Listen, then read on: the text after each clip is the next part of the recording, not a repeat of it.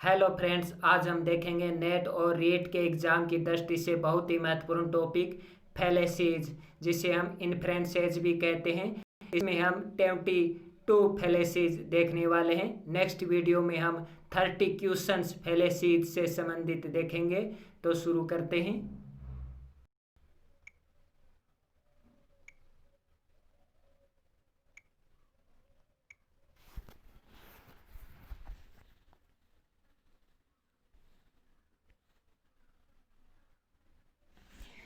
पहला है the fallacy of generalisation. The fallacy of generalisation. अब ये क्या है कि कुछ तथ्यों या घटनाओं के आधार पर किसी व्यक्ति के प्रति गलत धारणा बना लेना। द फैलेसी ऑफ जनरलाइजेशन क्या है? कुछ तथ्यों या घटनाओं के आधार पर किसी व्यक्ति के प्रति गलत धारणा बना लेना। तो मान लीजिए एक बस है, उस बस में एक व्यक्ति बैठा है और वो व्यक्ति कहता है कि ये जो चाइनीज़ ड्राइवर है वो चीटर है, क्योंकि एक चाइनीज़ ड्राइवर ने कल मुझे चीट किया था, मुझे ठगा था। तो इसका मतलब ये नहीं है कि वो चाइनीज़ ड्राइवर है वो भी उस चाइनीज़ ड्राइवर की तरह है जो उसने ठगा था। अर्थात जनरलाइजेशन कर लेना यानी सामान्यीकरण कर लेना, यानी एक के आधार पर अन्य को भी वैसा ही बताना, एक व्यक्ति के आधार पर अन्य व्यक्तियों के बारे में ही वैसा विचार रखना द फैलेसी ऑफ जनरलाइजेशन है। अगला है द फैलेसी ऑफ कॉम्पोजिशन।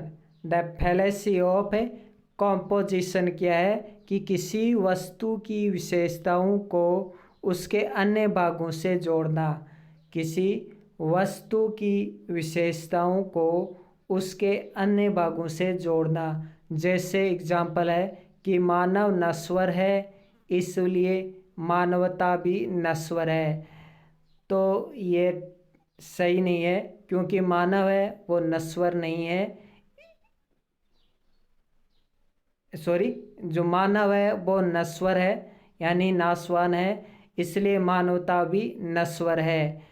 तो मानव अगर नश्वर है इसका मतलब ये नहीं है कि मानवता भी नश्वर है, क्योंकि अगर मानव खत्म हो जाएगा तो इसका मतलब ये नहीं है कि मानवता भी समाप्त हो जाएगी। तो ये एक व्यक्ति के आधार पर अन्य मानवताओं को दर्शाया जा रहा है, मानवता पर अटैक किया जा रहा है एक मानव के आधार पर। अगला एग्जाम्पल देखिए कि इस कार की माइलेज बहुत अच्छी है। इस कार की माइलेज बहुत अच्छी है, तो ये कार भी अच्छी होगी। तो ये सही नहीं है कि इस कार की माइलेज अच्छी है तो ये कार भी अच्छी होगी। तो ये एग्जाम्पल सही नहीं है। तो इसे कहते हैं कॉम्पोजिशन। अब आप आप कॉम्पोजिशन और डिवीजन दोनों समझ जाएंगे, क्योंकि एक दोनों के विपरीत है, ऑपोजिट है। तो आप अगर द फैलेसी ऑफ डिवीजन समझ जाते हैं तो कॉम्पोजिशन भी समझ जाएंगे। द फैलेसी ऑफ डिवीजन क्या है? यह द फैलेसी ऑफ कॉम्पोजिशन का ऑपोजिट है, अर्थात अन्य भागों के गुणों को मुख्य वस्तु से रिलेटेड करना। अन्य भागों के गुणों को मुख्य वस्तु से रिलेटेड करना। द फैलेसी ऑफ कॉम्पोजिशन क्या है कि मान लीजिए यह कार अच्छी है, यह कार अच्छी है तो इसके सभी पार्ट भी अच्छे होंगे। यह कार भारी है तो इसके सभी पार्ट भी भारी होंगे। तो ये तो है द फैलेसी ऑफ कॉम्पोजिशन।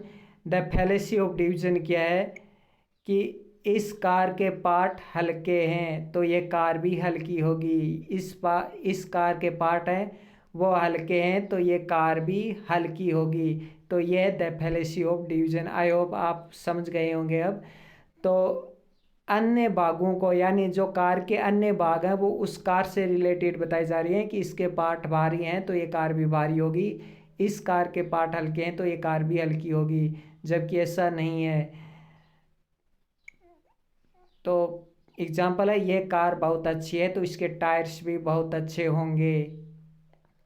तो ज़रूरी थोड़ी है कि ये कार बहुत अच्छी है तो इसका मतलब इसके टायर अच्छे होंगे। टायर अच्छे नहीं हो सकते हैं, इसके टायर अच्छे ना हो।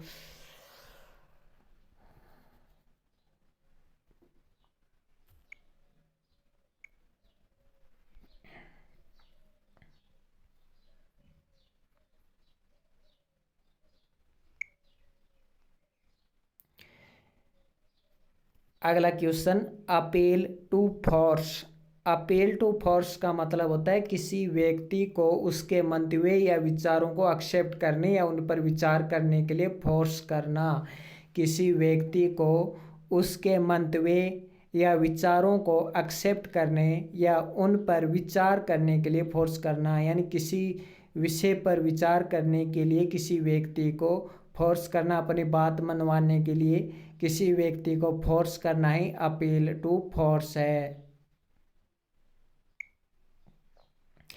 जैसे कि गर्लफ्रेंड अपने बॉयफ्रेंड को कहती है कि मैं तुमसे इतना प्यार करती हूँ, तुम मेरे लिए इतना भी नहीं कर सकते क्या, तुम मुझसे प्यार नहीं करते। तो इस प्रकार से वो अपील टू फोर्स का प्रयोग कर रही है और अपने बॉयफ्रेंड को अपनी बात मनवाने की कोशिश कर रही है।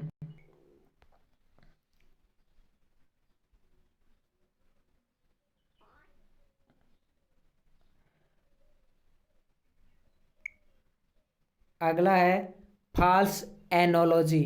तो फॉल्स एनोलॉजी क्या है कि इसमें किसी व्यक्ति या जानवर का किसी अन्य व्यक्ति या जानवर से कंपेयर किया जाता है।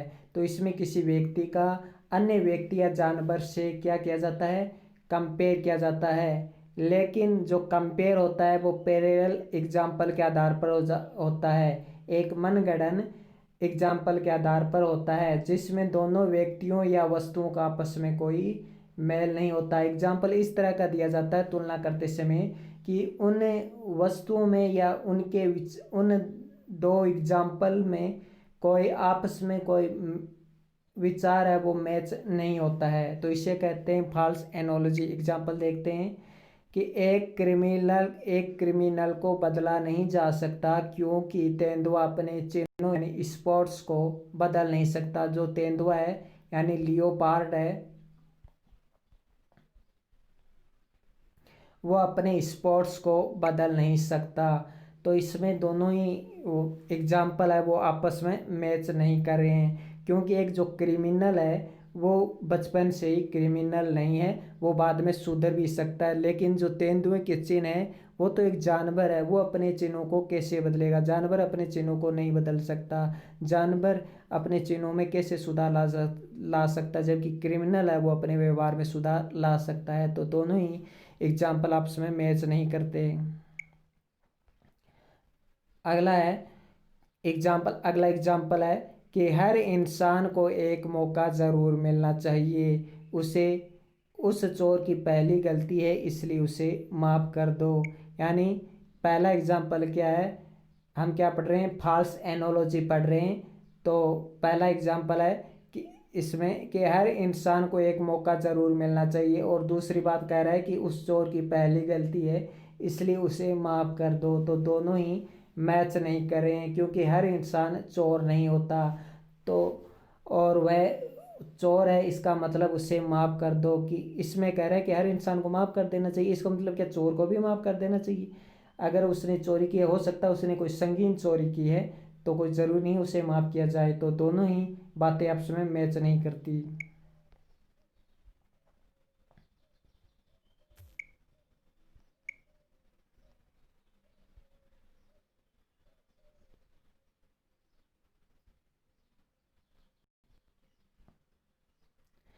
अगला है द फैलेसी ऑफ इक्वेशन।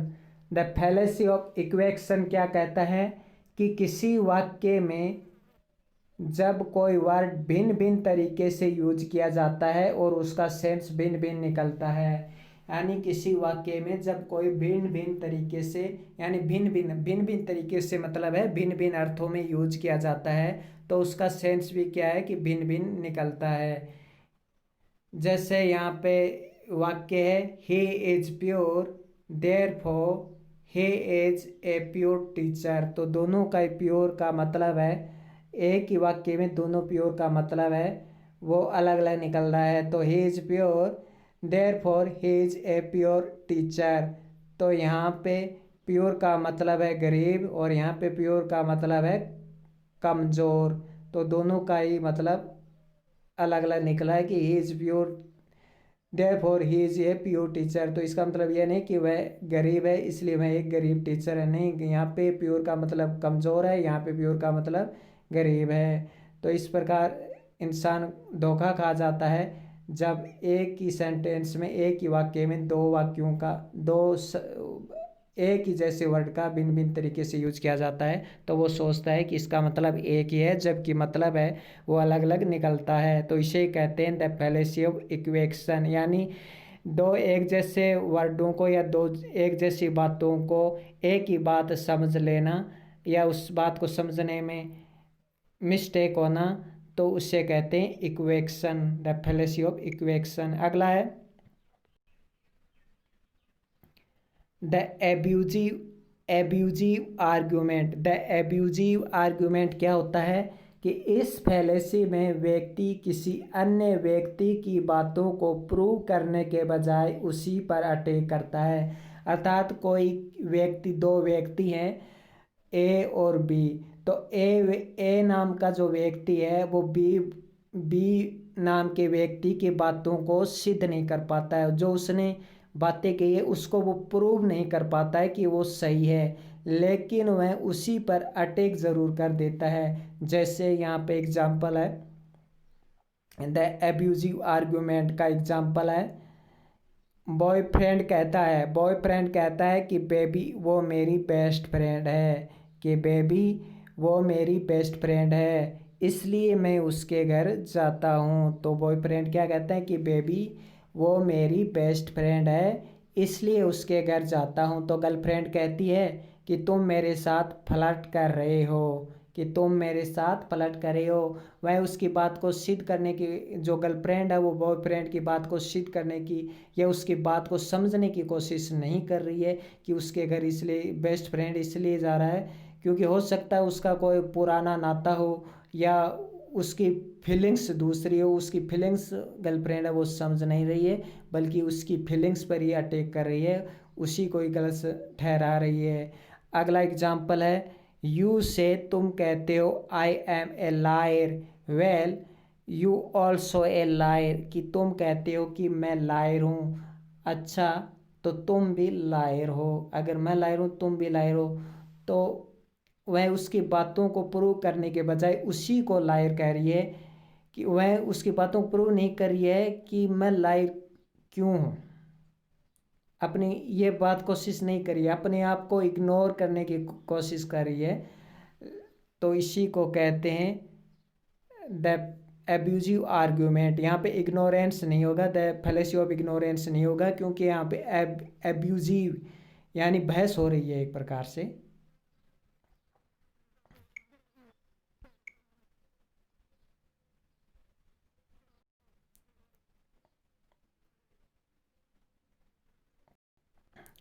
अगला है the fallacy of false cause. The fallacy of false cause क्या कहता है कि इसमें यह प्रज्यूम कर लिया जाता है कि कोई विशेष कारण किसी विशेष प्रभाव को जन्म देता है, अर्थात इसमें किसी का योगदान होता है तभी उसमें सफलता मिलती है। अर्थात किसी कार्य में अगर किसी का योगदान होता है या योगदान मान लिया जाता है, वैसे होता नहीं है, योगदान मान लिया गया है यहाँ पे, इसलिए ये इसी को फॉल्स कॉज कहा गया है, कि इसमें योगदान मान लिया जाता है कि इसके कारण ही ऐसा हो रहा है या ये कारण इस प्रभाव को जन्म दे रहा है, तो ये होता है।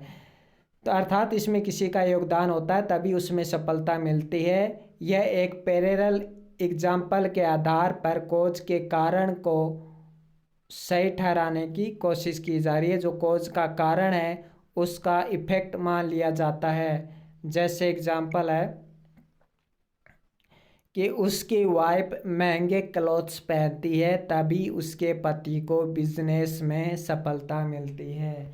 एग्जाम्पल क्या है कि उसकी वाइफ है वो महंगे कपड़े पहनती है इसलिए उसके पति को बिजनेस में सफलता मिलती है, जो कि एक फॉल्स कॉज है। यानी ये एक पैरेलल एग्जाम्पल है कि वो महंगे क्लॉथ्स पहनती है तभी उसके पति को बिजनेस में सहायता मिलती है, अगर महंगे सस्ते पहन लेगी तो भी सफलता ही मिलेगी। तो ये है the fallacy of false cause. False cause है ये, फॉल्स एक कारण है। अगला है appeal to multitude. Appeal to multitude यहाँ पे मल्टीट्यूड से आप समझ सकते हैं कोई साधन या कोई ऐसी वस्तु जो आपकी सेफ्टी के लिए ज़रूरी है। तो अपील टू मल्टीट्यूड, किसी व्यक्ति में कोई विशेष प्रतिक्रिया जागृत करना। अपील टू मल्टीट्यूड का मतलब है कि किसी व्यक्ति में कोई विशेष प्रतिक्रिया जागृत करना। मैंने यहाँ पे हिंदी में बताया है, इंग्लिश में लिखा हुआ आएगा कि ये क्या है, तो कहना है अपील टू मल्टीट्यूड। अपने कंक्लूजन तथा थिंग्स को जस्टिफाई करने की कोशिश करना, जो अपने जो निष्कर्ष है, जो खुद की बातें हैं, उसको जस्टिफाई करने की कोशिश करना कि जो मैं कह रहा हूँ वो सही है और तुम्हारे हित में है। जैसे एग्जाम्पल है, अगर कोई देश शांति से जीना चाहता है तो उनके पास न्यूक्लियर वेपन्स होने चाहिए। अगर न्यूक्लियर वेपन्स नहीं होंगे तो वो शांति से नहीं जी पाएगा। जबकि ये एक पैरेलल एग्जाम्पल मान सकते हैं, क्योंकि शांति से जीने के लिए सिर्फ हथियार ही होने ज़रूरी नहीं है, बल्कि शांति वार्ता अन्य अनेक संगठन भी होने ज़रूरी हैं।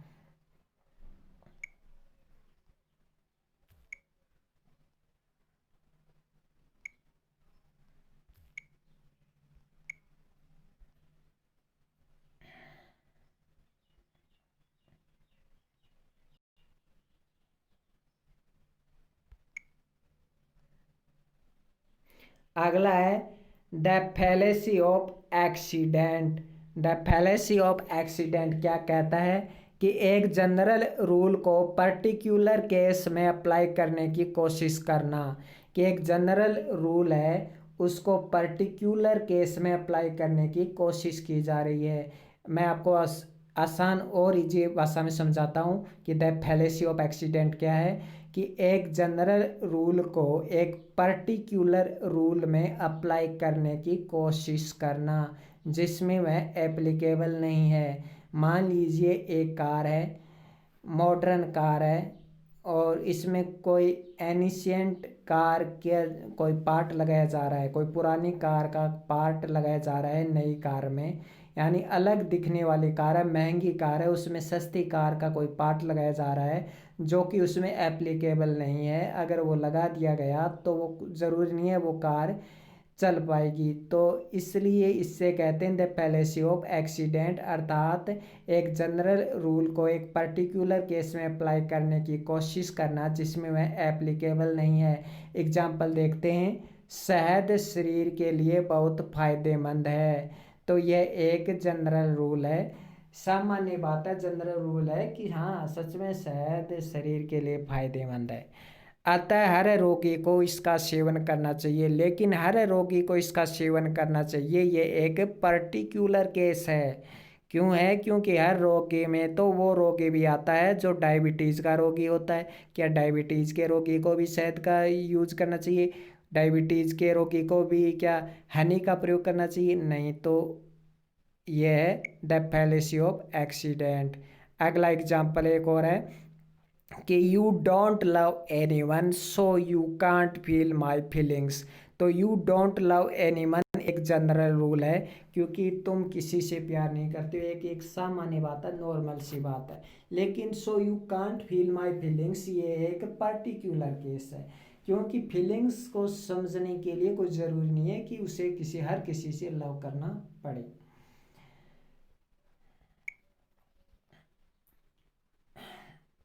फीलिंग्स वो बिना लव के भी समझ सकता है। अगला है argument from ignorance. Argument from ignorance यानी ऐसी बात को इग्नोर करना जो सही भी हो सकती है और गलत भी हो सकती है। जैसे एग्जाम्पल से आप समझ सकते हैं आर्ग्यूमेंट फ्रॉम इग्नोरेंस, आप एग्जाम्पल से एकदम अच्छे से समझ जाएंगे। इसी से ही मिलते जुलते एग्जाम्पल एग्जाम में पूछे जाते हैं। तो एग्जाम्पल है कि कल उसके दोस्त ने कहा कि उसने भूत देखा था। या मान लीजिए यहाँ पे मैं कर देता हूँ, कल मेरे दोस्त ने कहा, कल मेरे दोस्त ने कहा कि उसने भूत देखा था, लेकिन वह उसकी पिक नहीं ले सका, अतः वह झूठा है। तो उसने भूत की पिक नहीं ली, इसका मतलब क्या? उसने भूत नहीं देखा। भूत तो देखा था लेकिन उसकी पिक नहीं ले सका, इसका मतलब क्या? वो झूठा है। उसकी बात को इग्नोर किया जा रहा है कि उसने भूत नहीं देखा था, इस आधार पर कि वह पिक नहीं ले सका। यानी किसी तथ्यों के आधार पर, किसी तथ्यों के आधार पर खुद की बात को साबित नहीं कर पाना कि ये है या नहीं, लेकिन वो चीज़ हो भी सकती है और नहीं भी हो सकती है, भूत हो भी सकता है, नहीं भी हो सकता है। अगला है गॉड नहीं है क्योंकि गॉड को किसी ने नहीं देखा। क्या सच में गॉड नहीं है? अगर गॉड को नहीं देखा तो क्या गॉड सच में नहीं है? इस तथ्य को झुकलाया जा रहा है कि गॉड नहीं है। इसी को कहते हैं आर्ग्यूमेंट फ्रॉम इग्नोरेंस। जानबूझकर इग्नोर कर रहा है कि गॉड नहीं है। अगला है the fallacy of non sequitur. The fallacy of non sequitur. The fallacy of non sequitur क्या है? एग्जाम्पल से आप अच्छे से समझ जाएंगे कि I don't make much money and I am unhappy, rich people must be happy. यानी मैं अच्छे पैसे नहीं कमाता हूँ, इसलिए मैं अनहैप्पी हूँ। अमीर लोग तो हैप्पी होंगे क्योंकि उनके पास तो काफ़ी पैसा होता है। तो ये ज़रूरी नहीं है कि अमीर लोगों के पास पैसा होता तो वो हैप्पी होंगे। हो सकता है उनके पास स्ट्रेस काफ़ी हो, उनमें स्ट्रेस काफ़ी होता है, तो कोई ज़रूरी नहीं है कि वो पैसा कमाकर खुश हो। गरीब व्यक्ति खुश रह सकता है लेकिन अमीर व्यक्ति भी खुश नहीं रह सकता, क्योंकि उससे चोरी का, मर्डर का, स्ट्रेस का कई तनाव होते हैं उसके पास। तो आई don't make much money and I am unhappy, rich people must be happy. यानी अपनी सोच बना लेना, खुद की एक सोच बना लेना दूसरों के प्रति कि मैं ऐसा हूँ, मैं ऐसा नहीं हूँ क्योंकि मैं गरीब हूँ और वो अमीर है तो वो खुश होगा, या मैं ऐसा हूँ और वो ऐसा है तो उसकी प्रशंसा ज़्यादा हो रही होगी, या मैं गरीब हूँ, मेरे बॉडी अच्छी नहीं है, उसकी बॉडी अच्छी है तो लड़कियाँ उससे ज़्यादा पटेंगी। तो ये कोई ज़रूरी नहीं है, लड़कियाँ उससे भी पट जाती हैं जो ईमानदार होता है, जो अच्छा होता है। तो the fallacy of non sequitur का एग्जांपल है कि I don't make money and I am unhappy, rich people must be happy.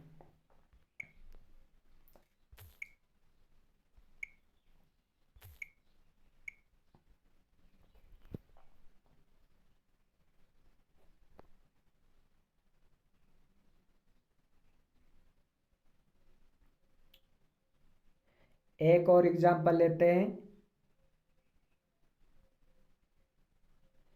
This apartment building is whose, his apartment building office must be whose.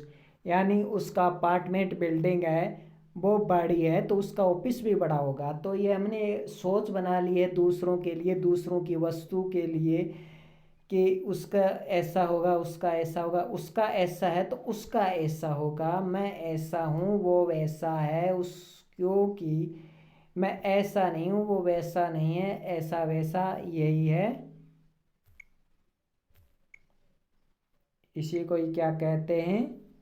The fallacy of non स्क्वेटर।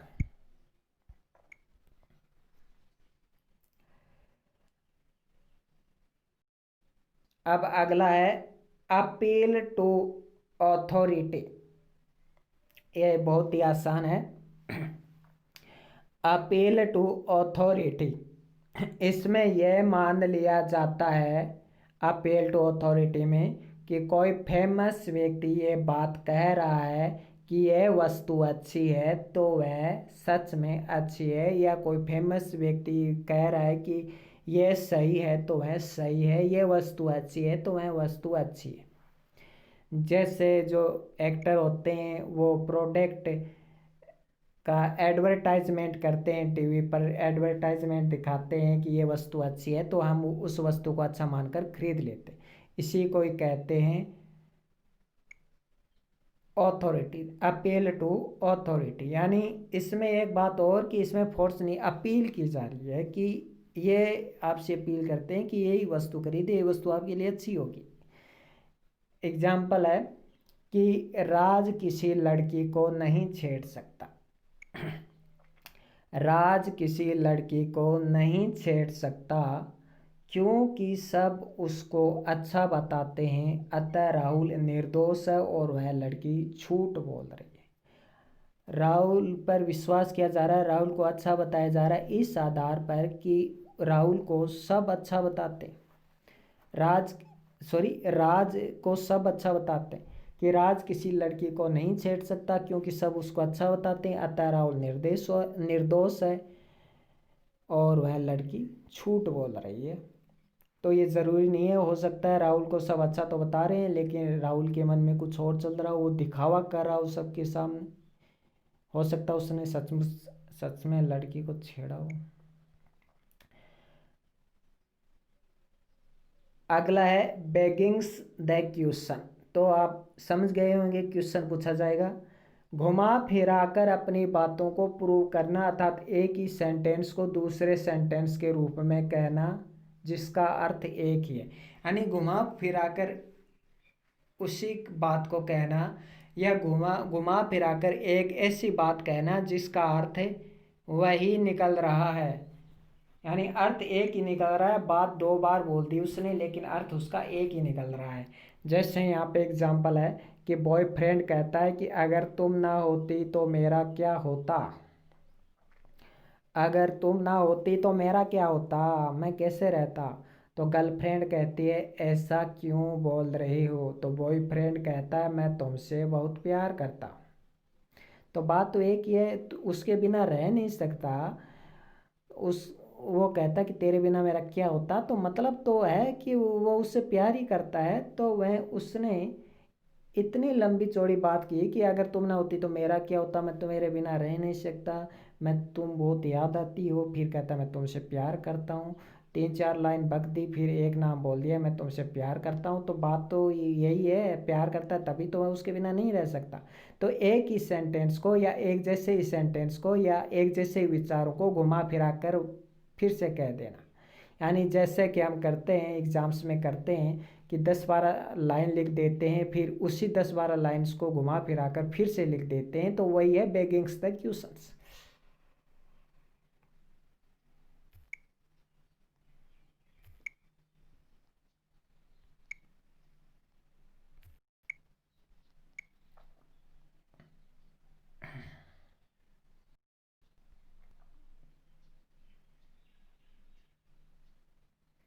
अगला है the fallacy of excluded middle.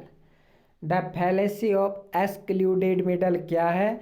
She does not love him, that means she hates him. She does not love him, that means she hates him.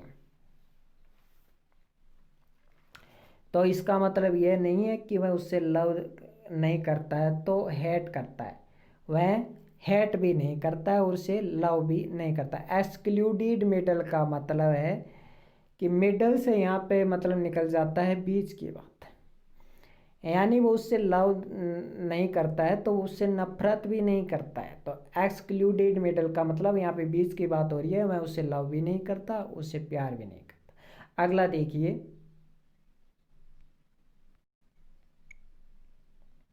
अगला देखिए every English word is listed in dictionary but dam word is not in dictionary so it is not a word. कह रहा है कि प्रत्येक word इस dictionary में English dictionary में शामिल है लेकिन डाम डाम वर्ड है, डाम वर्ड है इंग्लिश का, वो इस डिक्शनरी में शामिल नहीं है। इसका मतलब ये डाम कोई वर्ड ही नहीं है, तो ये तो गलत बात है, डाम तो वर्ड है। अगला the fallacy of appeal to pity. The fallacy of appeal to pity.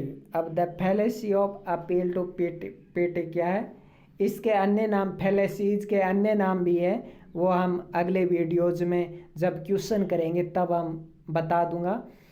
The fallacy of appeal to pity क्या है कि इसमें पेटी के आधार पर रिक्वेस्ट की जाती है किसी निर्दोष या कोई गलत काम करने वाले व्यक्ति को है उसकी दयनीय स्थिति या मासूमियता के आधार पर माफ़ कर देना। यानी किसी व्यक्ति ने कोई गलती की है लेकिन उसकी दयनीय स्थिति है, उसकी मासूमियता के आधार पर उसके दोषों को या उसकी गलतियों को माफ़ कर देना, सज़ा कम कर देना, माफ़ कर देना, इसे कहते हैं the fallacy of appeal to pity. अगला है the fallacy of amphiboly. The fallacy of amphiboly क्या है कि ग्रामेटिकली फॉल्ट की वजह से सेंटेंस का अर्थ बदल जाना। किस फॉल्ट की वजह से?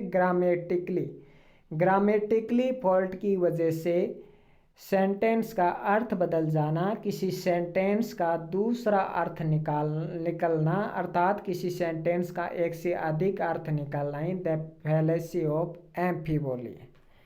तो द फैलेसी ऑफ एम्फीबोली क्या है?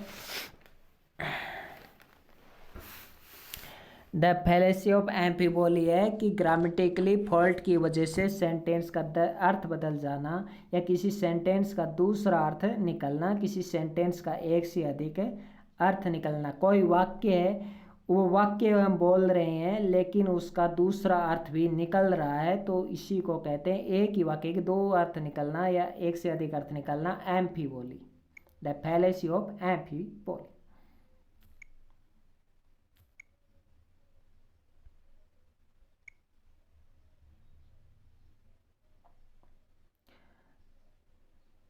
अगला है the fallacy of faulty premises. The fallacy of faulty premises यानी गलत धारणाएं बना ली हमने कि यह ऐसा हुआ है तो इसका कारण ये होगा, ऐसा हुआ है तो इसका कारण ये होगा, ऐसा हो गया है तो इसका कारण ये है। तो इसी को कहते हैं the fallacy of faulty premises. कैसे याद रखें कि जब जनरलाइजेशन यूनिवर्सल ट्रूथ फैक्ट पर आधारित नहीं होता तो वह फॉल्टी प्रेमिसेस को जन्म देता है।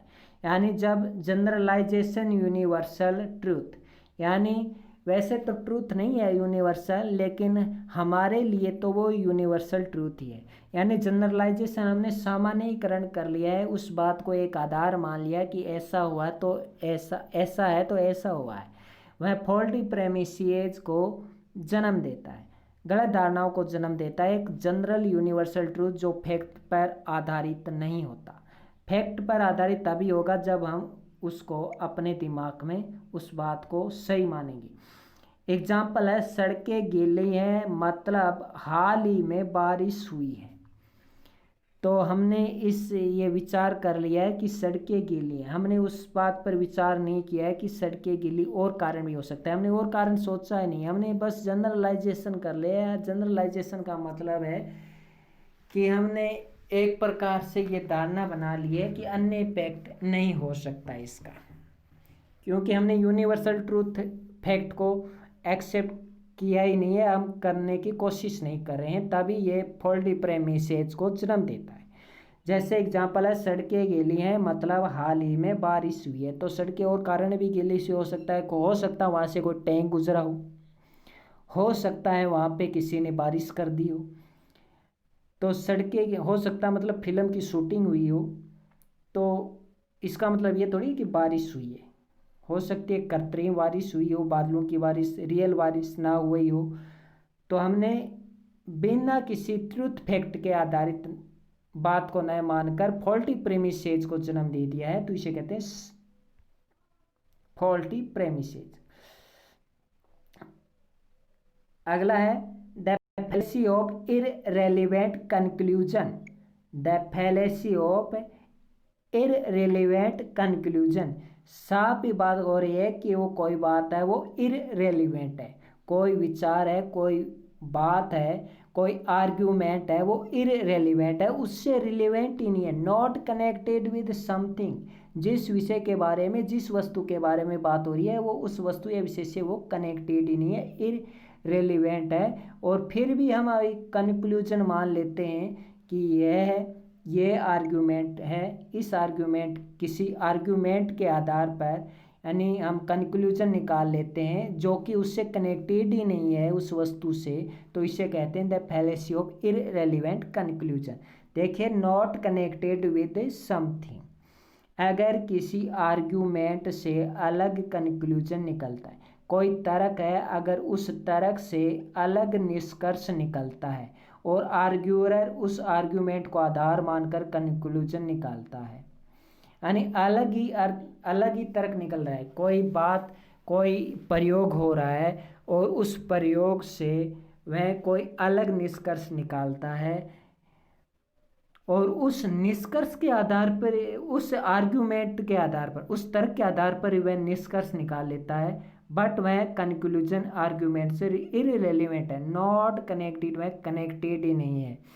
मान लीजिए कोई मर्डर हुआ है और वो लाश है वो टंकी में मिली, टंकी में लाश मिली है, तो वो अर्थ निकाल लेता है कि ज़रूर इसको किसी ने धक्का दिया होगा, ज़रूर इसे पहले किडनैप किया और फिर इसे टंकी में फेंक दिया गया होगा। इस मान लीजिए उसने आत्महत्या नहीं की है, वो छत पर से गिर गया, तो वो कंक्लूजन निकाल लेता है कि इसने आत्महत्या की है, ये इस प्रकार से पड़ा है, इस प्रकार से गिरा है, इसके पैर के निशान यहाँ पे दिखाई दे रहे हैं, इसने चिट्ठी भी लिख रखी है कि मैंने आत्महत्या की है, तो वो उस आर्ग्यूमेंट या तर्क के आधार पर वो कंक्लूजन निकाल लेता है जो कि उसे कनेक्टेड ही नहीं है, क्योंकि उसका तो मर्डर हुआ है, किसी ने मर्डर किया, उसने आत्महत्या नहीं की। तो इस प्रकार इसे कहते हैं the fallacy of irrelevant conclusion, एक ऐसा आर्ग्यूमेंट, ऐसा तर्क जो कंक्लूजन निष्कर्ष से अलग है, लेकिन आर्ग्यूअर क्या करता है कि वो उस आर्ग्यूमेंट को आधार मान लेता है और कंक्लूजन निकाल लेता है जो कि उससे कनेक्टेड ही नहीं है, जो बात किसी तथ्य से कनेक्टेड नहीं है, फिर भी आर्ग्यूअर जो तर्क वितर्क करने वाला व्यक्ति है वो उस कंक्लूजन को आधार मान लेता है जो कनेक्टेड ही नहीं है किसी तथ्य से, तो उसे कहते हैं the fallacy of irrelevant conclusion.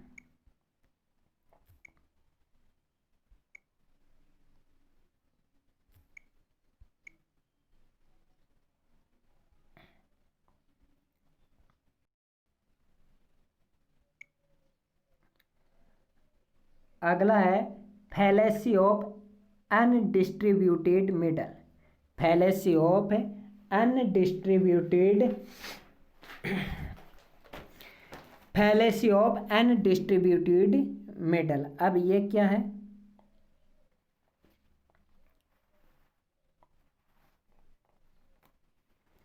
All rabbits are fast runner, some horse are fast runner, there some horse are runner. तो अनडिस्ट्रीब्यूटेड मिडल है कि इसमें हाफ हाफ तथ्य दिए होते हैं और उस तथ्य के आधार पर एक पूरा निष्कर्ष मान लिया जाता है कि all rabbits are fast runners, ये अलग बात हो गई। Some horse are fast runners, ये अलग बात हो गई। There some horse are runner, इसलिए कुछ घोड़े भी रनर है, फास्ट रनर है। तो ये कहाँ दिया है कि कुछ घोड़े भी फास्ट रनर है? और अगला एग्जांपल देखते हैं, milk is white, the moon is also white, so the moon is made of, so the moon is made up of milk, यहाँ पे आप आएगा मेड अप ऑफ मिल्क। क्या कह रहा है कि दूध सफ़ेद है और चंद्रमा है वो भी सफ़ेद है, इसका मतलब है कि चंद्रमा दूध से बना है। तो ये ज़रूरी नहीं है कि दोनों सफ़ेद है तो ये चीज़ सब वो दूध से बनी होगी। जैसे कि हम देखते हैं कि कोई केक, हम सोचते हैं कि केक है वो चॉकलेट से बनता है, तो मान लीजिए ये दो चॉकलेट हैं, दो केक हैं, तो ये दो केक हैं वो चॉकलेट से बने हैं, चॉकलेट से बने। तो हम कह सकते हैं कि हमने मान लिया कि ये केक है 5 किलो का है, और ये केक दूसरा केक भी 5 किलो का, दोनों केक 5-5 किलो के हैं और दोनों ही चॉकलेट से बने हैं। तो हम देखते हैं कि इस पर 250 रुपये लिखे हुए हैं, तो हम ये मान लेते हैं कि ये भी 250 रुपये का होगा। कोई ज़रूरी थोड़ी है, हो सकता है इसमें कोई स्पेशल अलग से कोई क्रीम मिलाई हुई हो, तो हो सकता है ये ज़्यादा फेमस हो। तो इस प्रकार से हम तथ्य निकाल लेते हैं कि ये 250 तो ये भी 250 का होगा। तो इसी प्रकार हमने ये तथ्य मान लिया है कि milk is white, milk white है, मोन भी वाइट है, इसका मतलब मोन है वो दूध से बना है। तो इसे कहते हैं फैलेसी ऑफ अनडिस्ट्रीब्यूटेड मिडल।